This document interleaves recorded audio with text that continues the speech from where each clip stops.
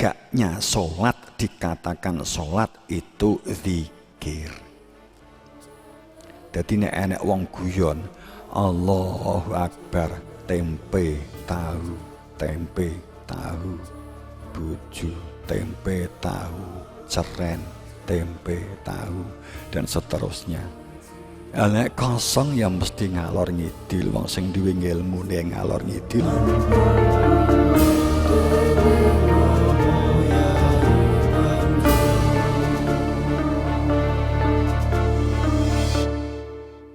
Iya sa'yad yudhib kum wa ya'ti bi khalqin jadid.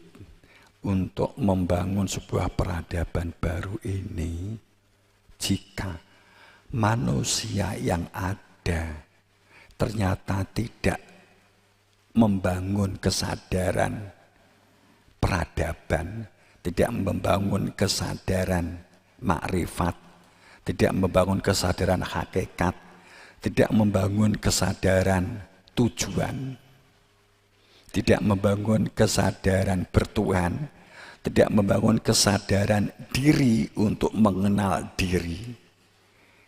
Ya.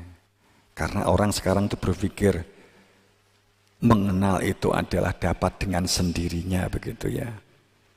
Kemudian kesadaran tujuan, tahu alamat pasti tentang hidup, nek mati itu kemana. Ini yang dapat ngontrol kita dalam kita menjalin aktivitas itu. Kontrol kita itu kan ini, kontrolnya itu kan kesadaran menuju kepada Tuhan. Aku ki sinauku ki tujuan aku karena Tuhan, apa karena nafsu ya kan. Tapi kan harus mengenal Tuhan untuk memenuhi panggilan jiwa, berarti mengenal diri. Padahal diri itu adalah diri yang dari Tuhan. Asal fitrah manusia itu dari Tuhan. Maka mutlak kembali kepada Tuhan. Yang sifat fitrah ini, kalau yang jasad itu dari tanah, kembalinya ke tanah. Jika ternyata manusia tidak bergerak untuk memiliki kesadaran bertuhan, kesadaran jati diri, dan kesadaran kepada akhirat. Artinya kesadaran akhirat itu kesadaran kehidupan batin. Maka biholkin jadid, maka akan dimunculkan makhluk yang baru. Pembersihan, pemurnian. Sedang mereka yang buta dihilangkan karena hati nuraninya buta. Karena yang diselamatkan mereka yang basyir, mereka yang dapat melihat kebenaran, mereka yang hatinya tidak buta, dan mereka yang di dalam dulumat, mereka yang di dalam gelap tapi tidak mau diterangi, mereka ini dihilangkan. Mereka yang berada di dalam peradaban adalah mereka yang berada di dalam an-nur, mereka yang di dalam cahaya, mereka yang siap menerima cahaya kebenaran, yang hidupnya ad-dilu, hatinya ada zikir, hatinya ada Tuhan. Sedang yang hatinya panas karena tidak ada Tuhan, maka akan dilempar. Wa ma yastakhwil ahya walal amwat. Dan mereka yang hatinya hidup karena nuraninya berfungsi, mereka yang ikut membangun peradaban, membentuk peradaban baru dalam sistem dan penataan tata kelola kehidupan ke depan. seharusnya bukan ke depan, sekarang mulai saat ini. Itu adalah mereka yang hidup karena hati nuraninya berfungsi, bukan karena hidup mung mripate ketap-ketip tapi hatinya mati, bukan. Tapi mereka yang ahya, mereka yang hidup karena hati nuraninya berfungsi. Berfungsi karena ada Tuhan di dalam diri, tahu tujuan hidup, tahu orientasi hidup, tahu visi hidup, sehingga punya misi dalam hidup. Sedang mereka yang ampat, mereka yang mati, walaupun tampak hidup, tapi hati nuraninya mati, tidak berfungsi karena tidak ada Tuhan. Sehebat apapun, maka mereka orang-orang yang disebut di dalam kubur, yang mereka ini akan dikubur. Sungguh untuk menghidupkan hati nurani mengenal Tuhan, in anta ila nadhiron, maka kamu tidak ada jalan lain kecuali kamu harus mencari nadhiron. Kamu harus mencari orang yang dapat menunjukkan keberadaan jalan pulang kembali kepada Tuhanmu, sehingga hati nuranimu berfungsi. Jangan pernah berprasangka bahwa dia seperti kamu karena jabatan, karena kehormatan. Karena jika yang menyampaikan kebenaran itu karena kepentingan nafsu, dihancur luluh lantakan terlebih dulu. Inna arsalnaka bil haq. Sungguh setiap risalah kerasulan disampaikan, dibuka, ditunjukkan melalui sang utusan, itu pasti bil haq, pasti dengan bil haq. Ada hujah resmi bil haq, ada pijakan resmi sebagai bi amrina bil haq, sebagai yang hak. Bukan karena membaca buku kemudian merasa hak, hanya karena membaca kitab merasa hak, karena bisa membaca Quran karena kemudian merasa hak. Bukan, akan tetapi bil haq, karena memang hak, wenang dan sah. Basyiron, maka membuka hakikat, wa nadhiron, sehingga berfungsi dalam kepastian menuju kepada Tuhan. Wa imin umatin ila khala fiha nadhiron. Sungguh demi Allah, wa in, sungguh tidak ada satu umat pun yang terjeda, tidak ada satu umat pun yang terabaikan di zamannya. Pasti di antara mereka kehidupannya tidak bisa tidak, pasti ada nadhiron yang berfungsi menunjukkan keberadaan dia, supaya manusia tahu bagaimana menjalani hidup, supaya manusia tahu tujuan hidup, dan supaya manusia dapat juga membuat rumusan. Apapun dalam menjalani hidup itu berada di dalam rumusan kebenaran. Musyawarahnya kan tetap, tapi pijakannya kan pijakan kebenaran. Yang satunya pijakan nafsu, ego, keakuan. Maka tunggu hancurnya, tunggu rusaknya.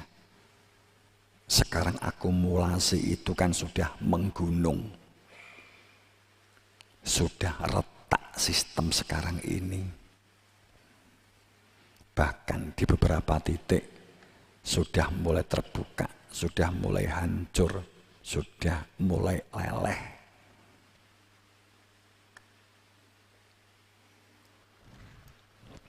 Itu sekali lagi walau taba'al haq awahum la fasadati samawati war'at. Hancur langit bumi dan manusia yang di dalamnya saat kebenaran dikendalikan oleh hawa nafsu dan akal pikirannya karena hasil rumusan wacana mereka. Sungguh sebuah sistem seharusnya dibangun di atas hati yang zikir, hati yang tahu tujuan, sehingga kepentingannya adalah kepentingan kebenaran. Jadi kepentingannya adalah kepentingan menuju kepada Tuhan, bukan kepentingan nafsu, tapi kepentingan huwa, kepentingan dia, kan gitu. Wa man a'rada an dzikri, siapa di dunia ini tidak ada zikir, hatinya kosong,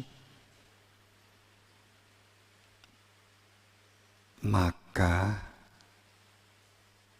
pasti hidupnya dikendalikan setan. Wa man ya'sha an dzikr, sopo di dunia ini hatinya tidak ada zikir, tidak ada Tuhan, tidak memiliki tujuan hidup, tidak tahu tentang Tuhan, kecuali hanya nama-nama, kecuali hanya sifat-sifatnya, tapi tidak mengenal Tuhannya, kecuali hanya dari nenek moyangnya, kecuali hanya dari budaya yang diyakini itu sebagai Tuhan. Waman ya'sha'an dzikr, karena tidak ada zikir di dalam hatinya, tidak zikir karena tidak ada Tuhan, tidak ada Tuhan karena tidak ada yang menunjukkan keberadaan Tuhan, maka nuqayyid lahu syaiton, maka semua sistem kehidupannya, mekanisme hidupnya, semua rumusan tentang polanya itu adalah nuqayyid lahu syaitona, semuanya dalam sistem dan kendali setan, semuanya dalam kendali dari luar diri, semuanya dari kontrol luar diri, semua pijakannya adalah sistem bagaimana supaya dilihat oleh orang luar, validasi orang luar, pengakuan dari orang luar, pujian, kehormatan, kesucian, keluhuran, semua berpijak dari pandangan mata lahiriah luar, dari luar, kontrol dari luar, tapi tidak dari dalam dirinya, karena memang tidak mengenal diri, karena diri ada yang diri yang Tuhan. Maka lahu syaiton fahuwa lahu qarin, maka semua aktivitasnya itu ada di dalam corona. Maka tinggal menunggu kehancurannya. Saat walatakunu kalladzina sullah, saat seseorang hidupnya itu adalah orang-orang yang takunu kalladzina sullah, orang yang kosong dari Tuhan, tidak ada Tuhan, tidak memiliki tujuan kembali kepada Tuhan karena memang tidak mengenal Tuhan. Fangsahum anfusahum, pasti hidupnya adalah dikendalikan oleh nafsu dan pasti akan lupa kepada jati dirinya sendiri, karena jati dirinya hanya akan dapat ditunjukkan oleh utusannya Nabi Muhammad, Nabi Isa, Nabi Musa. Saat ini sudah tidak ada, maka tidak ada lagi yang menunjukkan orang untuk ingat kepada Tuhan. Maka nasullah, itulah orang yang lupa kepada Allah, maka dipastikan fa'angsahum, maka mereka fa'angsanahum, maka mereka lupa kepada angfu sahum, lupa kepada dirinya sendiri, dan menjadi orang yang fasik, menjadi orang yang munafik. Mereka inilah yang kanu qauma buron, mereka pasti akan binasa. Itu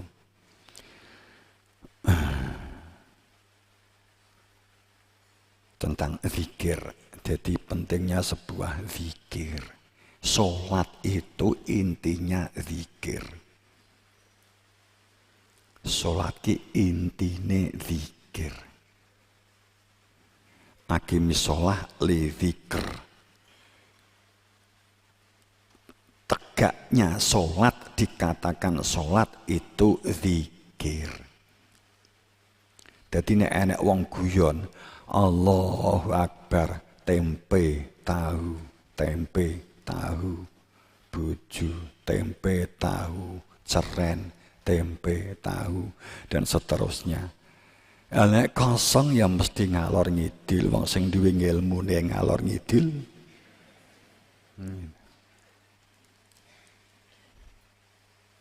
Tapi nek ngilmune lak genah, sing mbok eling-eling apa?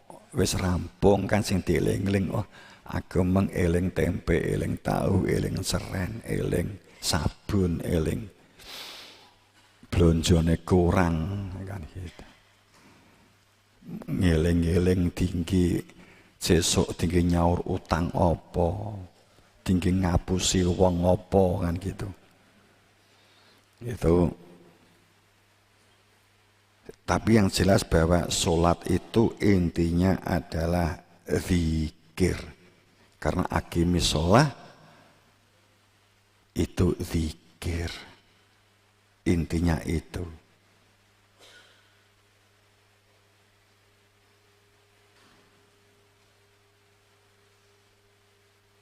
Sesungguhnya Allah dan malaikatnya itu terhubung, terkoneksi, menyatu dengan Tuhannya. Jadi kalau bahasa orang kepercayaan itu manunggaling kawula Gusti. Tapi saat kita menggunakan kalimat manunggaling kawula Gusti itu langsung diolok-olok, kepercayaan, kok kayak kepercayaan kan gitu. Karena definisi sholat kita ini yang seharusnya intine sholat itu adalah zikir. Sakiki wong ki nek sholat. Dadi nek sholat itu intine zikir. Gak iso tinggi ngelok kelian, gak iso tinggi bully orang lain, gak iso werpe muni iki akeh bencana mergo kowe gak salat, gak iso. Wong salat itu maknane adalah di jerone ati ada Tuhan atau tidak. Kuwi sing rodo awake dhewe-dhewe. Nek enek di media sosial akeh sing sok di nggone media sosial kan akeh wong sok ngene. Ayo do salat kan gitu kan. Biasanya kan begitu. Karena kamu gak pernah salat sih. Padahal sholat itu adalah hati yang ada kehadiran Tuhan. Jadi walaupun rukuk sujud sampai ndase botak, akan tetapi ternyata hatinya itu enggak ada Tuhan, ora disebut sholat. Jentat-jentit, jentat-jentut, jentot-jentat itu walaupun dilakukan, akan tetapi hatine kosong, itu ora kena diarani sholat. Tapi nenek wong sing ketoke sholat tapi yo korupsi, tapi yo ngelokke, sholat tapi semuji, sholat dikritik nesu, terus kemudian kowe mbok lokke, kowe ngelokke, alah wong sholatmu paling yo ora karo Tuhan, wong kowe nesuwan, kowe pasti gak sholat, ayo kowe mesti tukaran nek ngono carane. Kan gitu dah. Tapi inti sholat itu li dzikri. Iki sing dilalekake, dilupakan banyak manusia. Dikira takbiratul ihram, rukuk, sujud iku wis peng-pengan sholat, akhire Banyak orang yang sholat ning atine kosong. Sholat tapi tidak bertuhan. Dampaknya semuji, kemluhur, senengane ngoreksi subjek orang lain, kelakuane orang lain, beda wis dilokke. Polane beda wis tinggi alat ngelokke. Itu mergo wong sering ngelokke itu mesti salate kosong. Nggawa gelas dikira, nggawa jirigen dikira itu air yang dapat menghilangkan haus. Tapi faktanya selalu kehausan. Akhirnya yang dilakukan yang ngelokke kono ngelokke kene sing ora nggawa jurigen.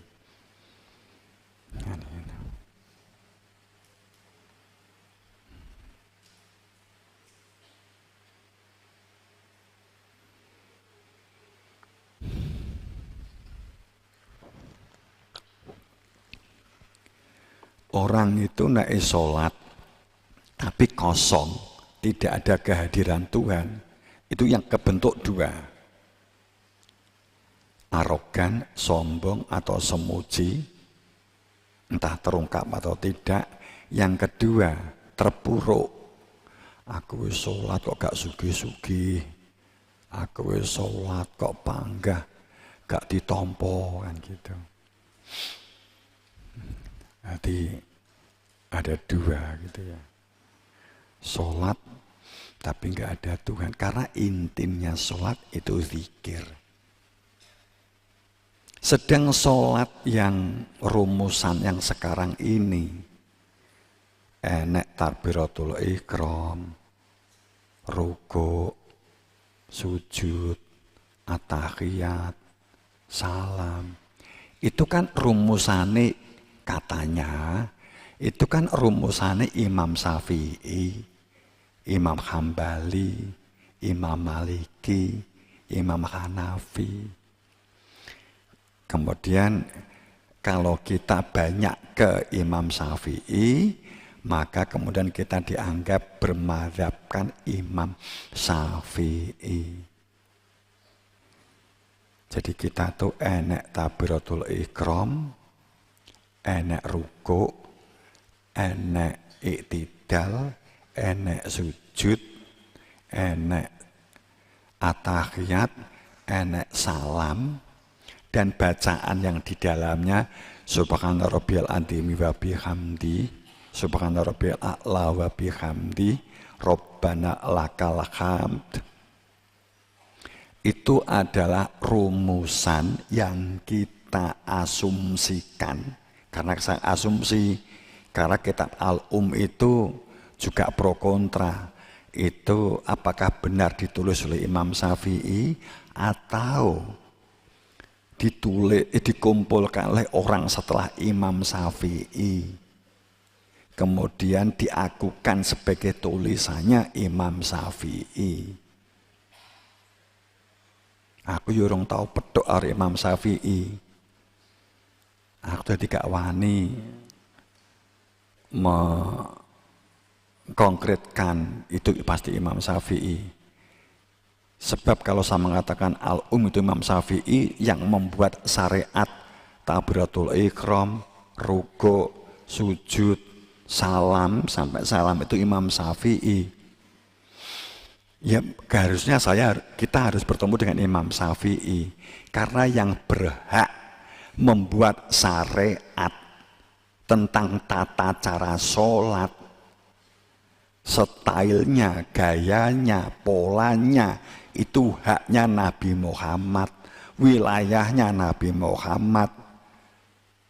Sholate ping piro, ruku'e itu bentuknya gimana, sujud gimana, itu adalah haknya Nabi Muhammad. Sedang Nabi Muhammad dan Al-Quran tidak ada satu ayat pun yang menjelaskan, yang dikatakan rukuk ma'arrokiin di dalam Al-Quran itu seperti yang sekarang kita lakukan selama ini, sujud fasjudu yang tertulis di dalam Al-Quran itu sujud yang kue membayangkan bokonge luwih dhuwur timbangane bathukmu.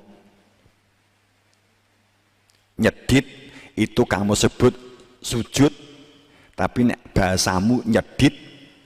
Tapi nek bahasane wong salat sujud itu adalah bokongnya lebih tinggi daripada batuknya. Itu kemudian disebut sujud. Apakah seperti itu yang disebut sujud di saat sholat? Nabi tidak ada gambarnya, Nabi tidak ada penjelasannya. Yang ada kita sholat ini karena dari Imam Syafi'i, itu keyakinan kita. Sedang Nabi Muhammad sampai 200 tahun lebih, mungkin sampai 250 tahun lebih, sholatnya seperti apa? Apakah seperti sholat yang kita lakukan? Kita juga nggak tahu. Karena Nabi Isa lahir itu 200 tahun setelah Nabi Muhammad wafat, itu baru lahir. Kemudian setelah beliau meninggal, baru orang yang setelahnya mengumpulkan tulisan-tulisannya Imam Syafi'i, kemudian dibunyikan itu tulisannya Imam Syafi'i. Yang mengatakan bermadzhab Imam Syafi'i juga bukan Imam Syafi'i, tapi orang yang ngumpulin buku itu kemudian mengatakan bermadzhab. Mungkin Imam Syafi'i sendiri kan juga kaget, loh aku kapan gawe madzhab? Bisa jadi kan seperti itu. Butuh sosialisasi kan juga tidak dalam waktu yang pendek. Sehingga praktis 300 tahun setelah Nabi Muhammad wafat, bentuk sholatnya seperti apa? Apakah sama seperti sholat kamu yang selama ini kita lakukan, oleh umat Islam lakukan kan?